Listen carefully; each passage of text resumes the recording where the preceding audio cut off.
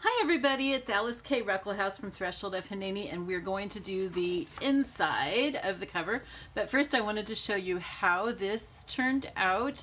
We've got our burlap with the beads around it. We've got some lace and then some more burlap over that and a flower. We've got our ribbon with a heart charm, really pretty heart charm. Did you see that? Okay, and then also I have moved my camera up farther. So let me know how you like that, or if you prefer it down closer. The problem that I was having with it being closer was that when I was holding things like this, it was cutting off the top. And I just wasn't seeming to be able to learn how to deal with that. So if that doesn't matter to you and you'd like to be closer, please let me know, because I just want to do whatever works out best for everybody. Okay, so what I've done is I've gone ahead and I've torn the fabric, same way that I did the other, torn the fabric for the inside of the cover. Okay, now I want to point out something. I did all the decoration on this before putting this on, because if I put this on, then all this stitching would come through here, which wouldn't be the end of the world, but you know, it's nicer if you don't have that to deal with, right? So I've got this, and then we can just put it on, and we'll put our envelope. I'm pretty sure this is the envelope I'm going to go with, although I might look for something a little bit more contrasting. I'm not sure. Anyway, that's what I'm planning to do. And then on the inside of the front, I'm trying to figure out which way this goes. Okay, yeah. On the inside of the front, I'll have some kind of pocket or note card or something in there. Okay, I want to, before I attach this though, I want to put on my ties that are going to be the closure for this. Okay, so before we do any of that, let's go ahead and get our sewing machine. And you guys feel free to ask questions if there's anything that you're confused by, or like I don't say enough of, or don't say the right thing, because that's always possible too. Okay, so what we're going to do is we're going to make one end of each of these pieces of lace pointy. That'll be the part that's out. So all we're going to do is we're going to fold down the corners, and with this lace it's really easy because we've got something in the center here. We're going to fold down the corner like that, okay, and fold down the other one the same way. Then I'm going to sew across here, and I'll decide if I need to do any more sewing after that, probably right down the middle of this, but we'll see. Okay, so I'm going to sew right there. I want to get this into zigzag, and I need to move it a little bit closer to me here. Okay, so I'm going to go right along the bottom of the triangle that I've just created. Ouch. I got my finger. Just by the foot, not the needle. Okay. And yes, I'm going to need to go down the center of this right here. Just hold that all down in place real nicely.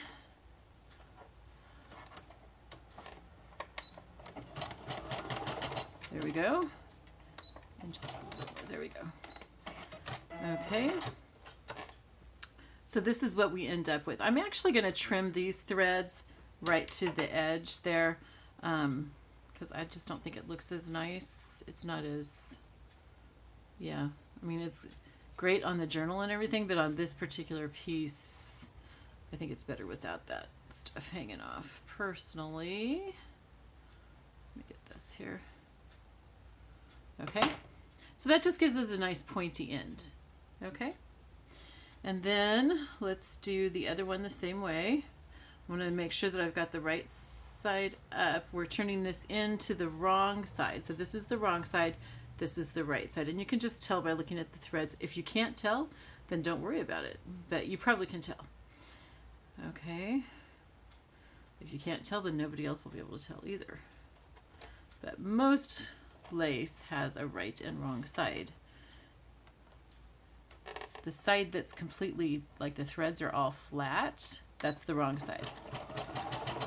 The right side has the design kind of coming up just a little bit from it. Okay, and then going down the middle. There we go. Okay, and I'm going to trim the threads again.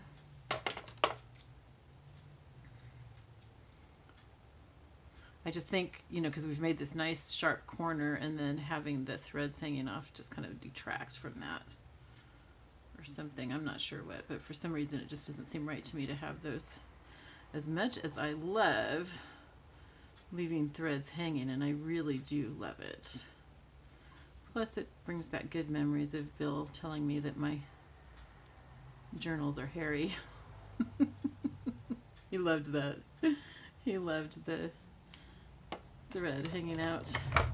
Okay, then the next thing that we're going to do is we're going to take, now I've got to be careful of this that I've got there, okay? I'm going to take this one, and here's where I've turned it, so that's the wrong side. I want the right side up, so I'm going to put it in the center here, and just a little bit, that's maybe like, I don't know, half an inch or so, maybe, yeah, about half an inch. And I'm going to zigzag right here where the zigzagging already is. And I probably will zigzag that a couple times actually, because I want to make sure that it holds really, really well, because it'll probably get pulled on some as the recipient uses it. Okay, there we go. Okay, I want to make sure that I've got the charm out of the way. So I pushed it over so that it's hanging off the side of the sewing machine there. Okay, and I'm just going to sew straight across this. Okay, and then I'm going to go back and I'm going to sew it again. Just to make it nice and strong. Okay, and then these threads I won't trim off. I'll leave those. Okay, so that's what it looks like right there. Okay, so we've got that hanging out that way. And then we're going to do the same thing on the other side. I want to match it up. I'm going to hold my cover and make sure this is going to be... Should I do... No, I'm going to do it with the wrong side up, because this will be the other side. Okay, I want to put it in the exact same place here that I've got that one. So it's going to go right here. I've got to hold on to it tightly to keep it from moving, because I want it in the same place as the other one. Put my presser foot down and get this up out of the way. Okay, there we go. And I'm sewing once, and then I'm going to sew it again. Go back and sew it again. Oh, I had a message from someone, and I responded to her personally, but I thought, you know, if one person has the question, then probably others do too.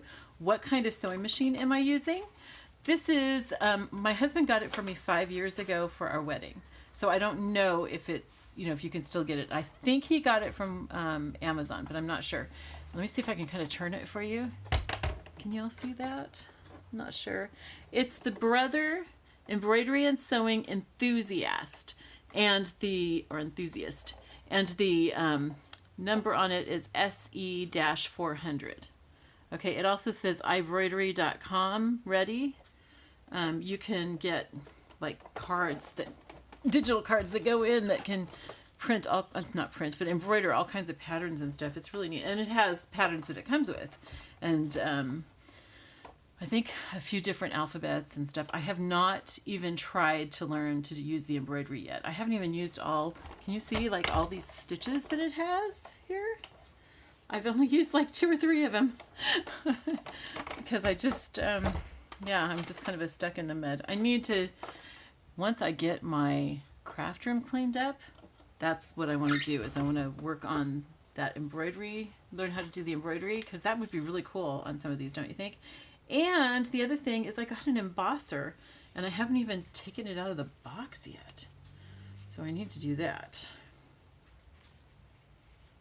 Okay, so the fabric's not going to match up with the other fabric exactly, because a lot of times what happens is the fabric is not, the grain isn't straight. That's the threads that are going back and forth like this. So even though I tore it, and so it should be, you know, a perfect rectangle, it's more of a parallelogram because the threads are kind of pulled funny. And so I could probably like work with it a lot, but what I'm going to do is once I've got this on here is I will fray some of it. So I just want to make sure that it covers up the manila file folder, and it does. Okay, so that's the main thing that I'm concerned with. Okay, so I'm going to glue it on again, just like I did the other one to make sure that it's going to hold in place while I sew it down. Kind of hard to do because of the layered thing that I did on the front is pretty thick. Okay, so don't come too close to the edges because I'm going to sew through there. It's okay. I mean, you can sew on the glue, and I noticed that a lot of people do sew on the glue without any hesitation whatsoever, so it's probably just fine. I'm just kind of worried about it getting pushed in with my needle and ruining my sewing machine. But I don't think it's going to do that because I haven't seen anybody else having problems with it, and they all sew over their glue. So I'm just a little paranoid, I guess. I love this roller. The only thing is that sometimes it falls apart while you're using it. Okay, so there we go. This is going to be a little bit harder because of the layered design on the front, but we'll do our best. Okay, so I'm going to sew it like I did before. I'm going to sew the center first. Okay. And see how it sticks way out here. I can either trim that off later or I can fray it to have a lot of fraying. Sometimes I do a few layers on my covers so that I can have a lot of fraying on the edge. I did that on a wedding journal that I did recently, and it turned out so nice. But I put muslin in between the layers of fabric, and that it made the fraying really, really thick and luxurious, and I just really loved it.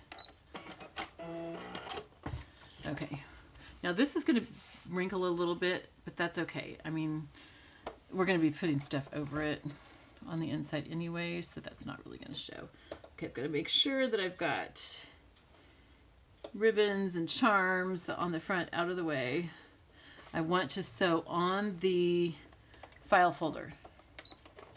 Okay, so I'm not sewing at the edge of the fabric, I'm sewing at the edge of the file folder. I'm using my finger on the right to feel where the file folder is. Okay, and I'm going to do, let's see, this side too while I've got it over here. I'm going to roll the cover like I did before to fit it in here. Make sure that I don't have anything coming in the way. Okay, and I'm up as close as I can get to the edge of the file folder, not the fabric.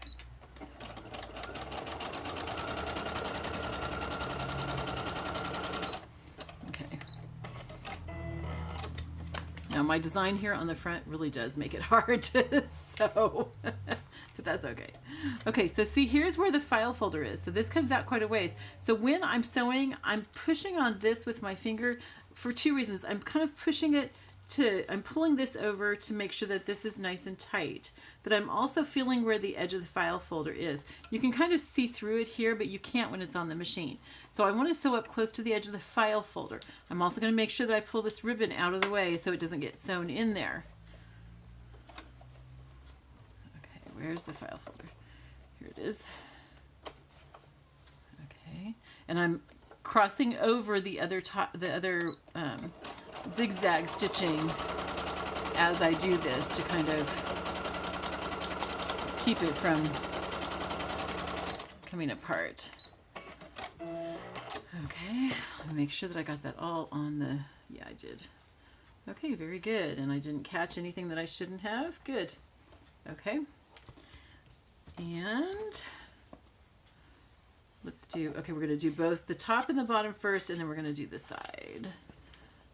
So let's do this here, the top.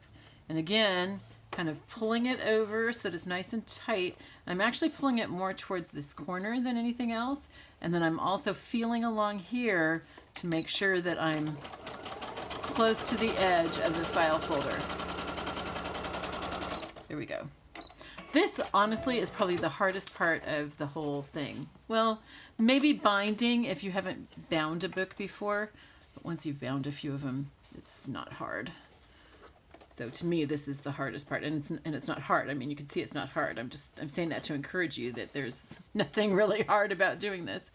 That's another comment that I keep getting is people who really want to do a junk journal, but they can't get up the courage to do it. You guys, it's so easy. And besides that, if you make a mistake, it's just paper and fabric. It's really, and it's, you know, probably junk paper and fabric that you've had sitting around. So it's really, I mean, if you usually can find a way to fix things if you mess them up. But if you can't, it's okay. You just throw it away. I need to slow this down a little bit. Okay, so one of the things that I love about this sewing machine is that you can adjust the speed up here. So right now I want to do it slowly because I want to make sure that I'm pulling and getting the edge of the folder. It's going to kind of wrinkle down here at the bottom. I was a little afraid of that, but that's all right. Can't really tell. Okay. There we go. So we've got it all sewn. Just want to make sure it's all okay. So now what I need to decide is, do I want to trim this? I think I do want to trim that a little bit. I've got to be careful not to get this caught up in it. So I'm going to trim it just right even with this fabric right here. Your other option is just to go ahead and fray it that much. Look at how nicely that gingham frays. It's beautiful, the fraying that it does. But I just don't want it to overpower the flannel there and take away from its glory. Let's cut that gingham just a little tiny bit more right there. And again, I forgot to look at the clock. So I think that when we finish right here, I'm going to turn off the camera and we'll start up again tomorrow. But let me get this finished and then I'll show you what we've got. Okay. See, and here's the beauty of having sewn this to the front is I can pull this back here so that I don't have to worry about cutting the my tie along with the striped. It's not gingham, it's a striped fabric, not gingham. Sorry. It's actually a sheet. It's an old bed sheet that I got from the thrift store because I just thought I can definitely use this pink and white stripe, and I definitely can, and I have on a couple of insides of covers. I just think it's really cute. Okay. Oh, this is, let's cut that a little bit too. Okay, so we've got the outside of our cover. Oh, one other thing that I did, you guys. Now you can't see it. Okay, so on the file folder, do I have a piece that has that? No, of course not. Okay, on the file folder, you know how it had the scored parts here? Well, there's like 4 scored parts, and I had scored 2 of them before I sewed the outside on. Then before I put the inside on, I went ahead and folded on all the other scored parts too. You can keep it with just the 2 scored if you folded if you want, and that gives you more of a square type of spine, but I like to make my spine kind of curved, and so that's what I've done here. Okay, let's just try putting in our, let's trim this a little bit more too. I think both fabrics actually. Okay, we've got a little bump right there. Let's get rid of that. Oops, come on. I need to get new fabric scissors. These ones are starting to get worn out. Oops, come here. And I am going to still fray this some. I usually kind of wait until I'm almost done before I fray it because it'll fray on its own some, and so sometimes I don't have to hand fray it because it does it all itself while I'm just working on the journal and handling it. And the zigzag here will stop it from fraying further. Okay, so I think that looks good. Maybe a little bit more of the corner right here. Oops, I just threw away those fabrics and I shouldn't have. Oh, I should also show you guys. I made some franken paper this afternoon with some of my scraps from this journal. See that? Is that pretty? So it's got scraps from the journal. It's got some of the burlap. It's got pieces of lace and ribbon just sewn all over it. I will probably put this in my shop. So if you want to look there for it, I'll try to remember to put the link below. I have other franken paper too. So let's see how this journal looks inside there. Okay, remember, we haven't bound it yet, so all this stuff isn't lined up quite right. Oh, here we go, you guys. Okay, here's the scored part. So this is how I had scored it. Okay, and then before adding the inside, I went ahead and folded these other two scored parts. Okay, so that's going to give me more of a rounded, see, like that? More of a rounded spine rather than a square spine. You can do yours either way. My preference, personal preference, is just that I like that rounded. Okay, so this is basically what it's going to be like. Of course, we're going to have stuff. I'm going to have a card or something inside here. I'm going to have an envelope in here that'll also be a big pocket. Okay, so that's basically what it's going to look like. Cool, right? Very cool. All right, I will see you next time. I love you all. Let's pray for each other, okay? Bye-bye.